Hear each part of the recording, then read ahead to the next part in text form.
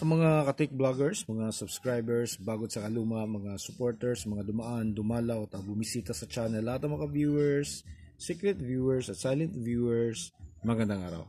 So ngayon ito, radyo naman tayo ulit kasi nga kapag may bagyo, pagkatapos ng bagyo nagsusulputan yung mga radyo. Ayan siya.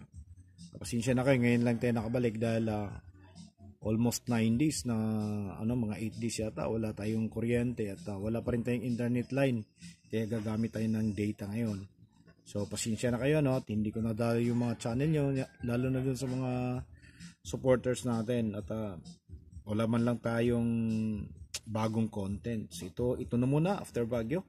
Ito na muna, medyo tinamaan talaga tayo dito. So napakalaking damage dito sa bahay ng nanay ko, mga puno nabubuwal, daming mga puno, so daming trabaho, daming lilinisin at kailangan ng malaking budget para ma-repair yung bahay. So ito na, tuturuan sa inyo. Ang problema nito, itong isa ay simple lang, so walang power. Dito naman, ito ay ito yung medyo masakit sa ulo. Troubleshoot pa natin siya, bakit mahinang mahina yung kanyang tunog kapag sa battery. Okay, mahinang mahina. So iwan ko lang, susubukan lang natin, tapos dito, ayan siya,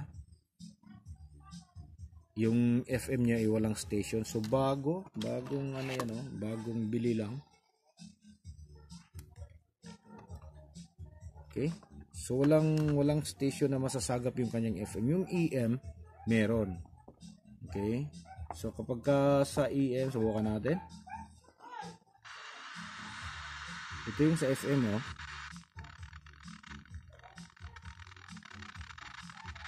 lakasan natin.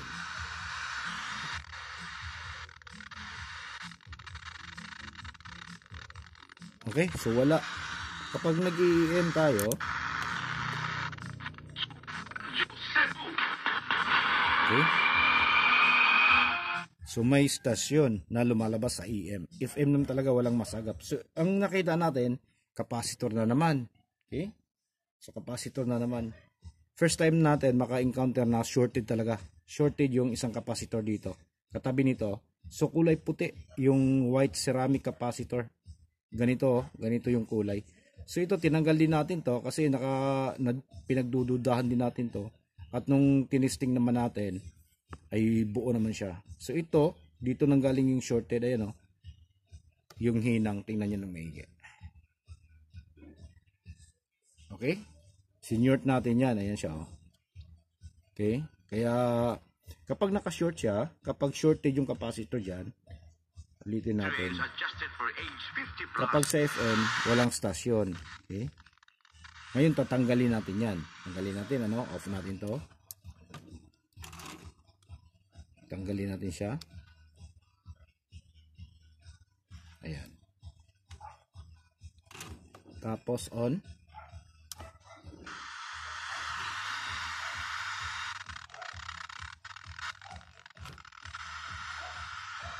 Okay.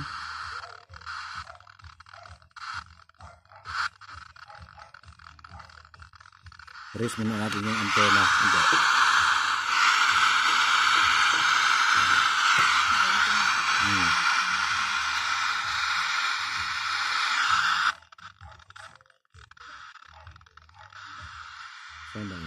Saan yung FM? Yan. Ito yung FM.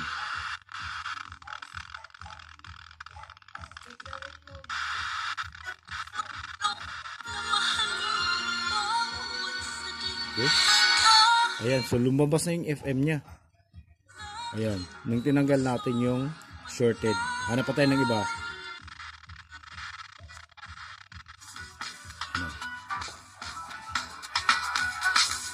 Kasi ito lang yung sira, ayan para makita nyo, ayan siya, yan yung kulay puti, tingnan nyo ng maigi.